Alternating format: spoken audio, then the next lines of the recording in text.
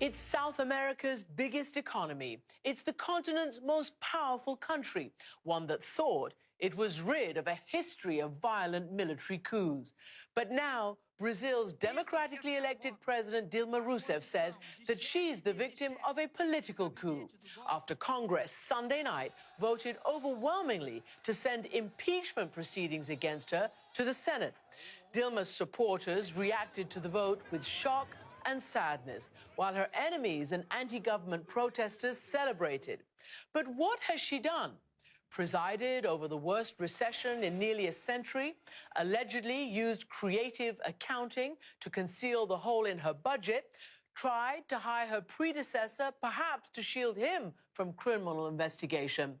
But are these impeachable offences? She herself has not been tainted by or even accused of corruption, and she refuses to resign.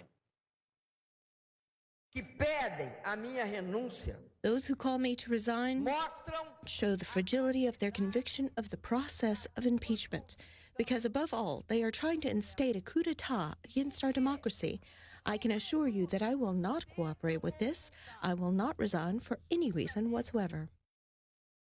So, what is at the core of this political drama that's led to anger and frustration online and on the streets?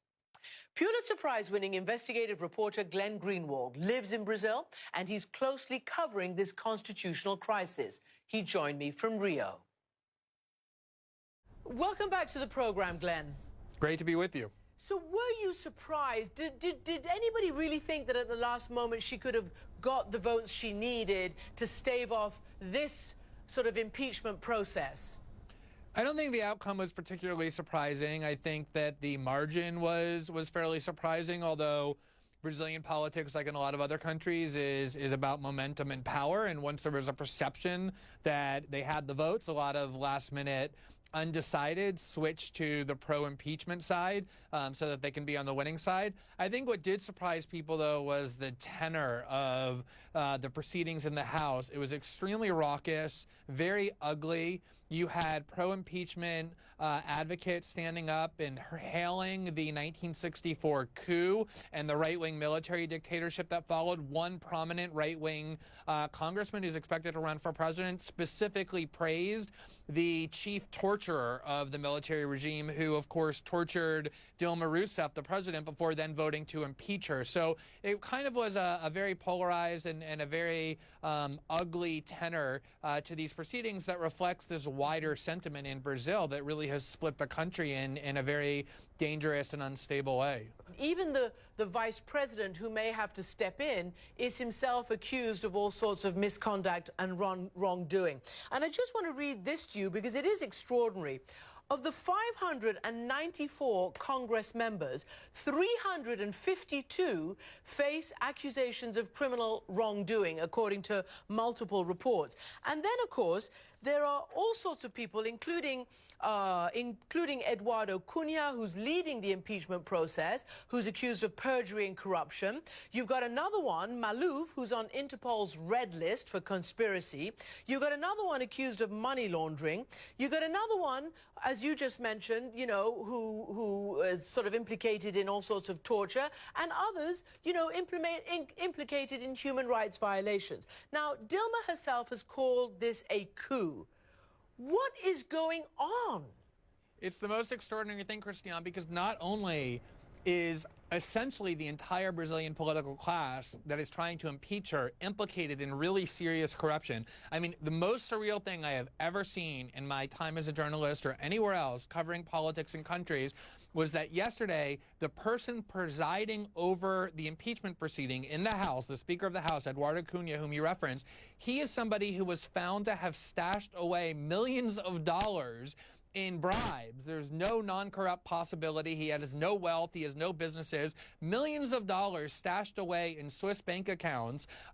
He's somebody who's presiding over the House as they're all getting up one by one, all of them accused of corruption and saying, we must remove the president for corruption. And amazingly, Dilma herself is one of the few people not accused of any kind of bribery or personal corruption or kickbacks or anything to be enriched. What's going on is pretty simple. Her party, the Workers' Party, or the PT, has won 4 straight national elections, going all the way back to Lula, who was wildly popular, who was first elected in 2006 and then reelected in 2002 and then reelected in 2006. The plutocrats in Brazil, the rich in Brazil, have long hated PT, have not been able to defeat them at the ballot box. And so this is their big chance with the economy tanking, with this crisis proliferating, with people really upset with the government and the political class. This is their big chance to finally get rid of PT, which they cannot win in an election. And so they're using these anti-democratic means to do it. And it's incredibly blatant what's taking place. Do you think, because even her supporters, certainly abroad, believe that when she tried to hire Lula, her predecessor, as chief of staff, they thought this was a step too far, that she was trying to shield him from any criminal probes and obviously help her in some way? Some have said that she should resign, even though she may not be impeachable, or these things that she's accused of don't rise to the level of impeachable offenses. Do you think that she should resign? Will she be forced to resign?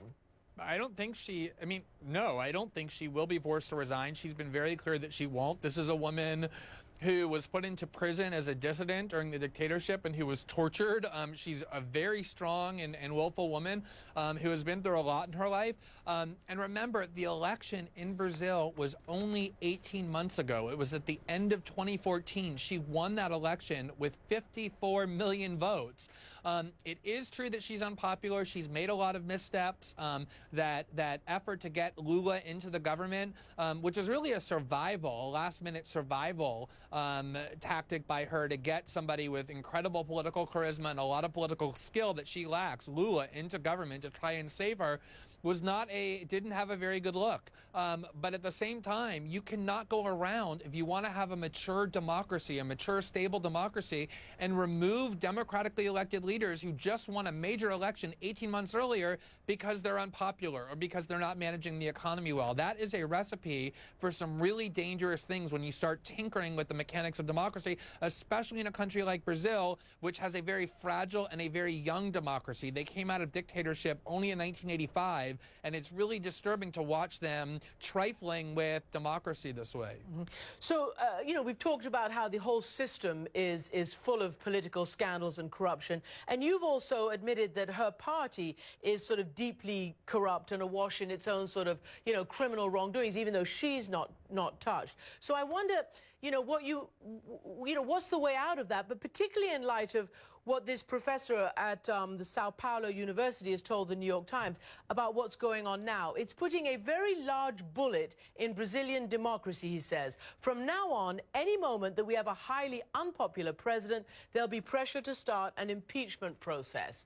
Right. I mean, it's interesting because I interviewed the former president, Lula, last week in Sao Paulo. And he admitted two things to me in that interview. He said, number one, it is true that his party, the PT party, which is Dilma's party as well, has a very serious problem with corruption, just like most of the other parties. And that number two, there's this major investigation that's called Lava Jato or car wash in English, in which these really aggressive young prosecutors have asserted judicial independence and have been aggressively putting people in prison, the richest people in Brazil, the most politically powerful people in Brazil.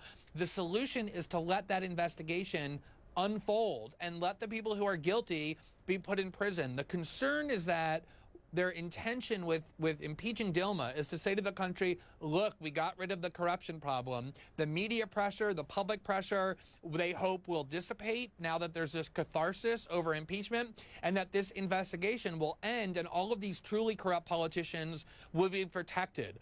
So the solution, to answer your question, is to let this investigation unfold, take everybody who's corrupt in all of the opposition parties and in PT, of which there are many, and subject them to the rule of law and to accountability and put them in prison, as was going to happen prior to the impeachment of Dilma. An incredible story. Glenn Greenwald, thanks for joining us from Rio de Janeiro tonight. Great to be with you. Thanks for having me.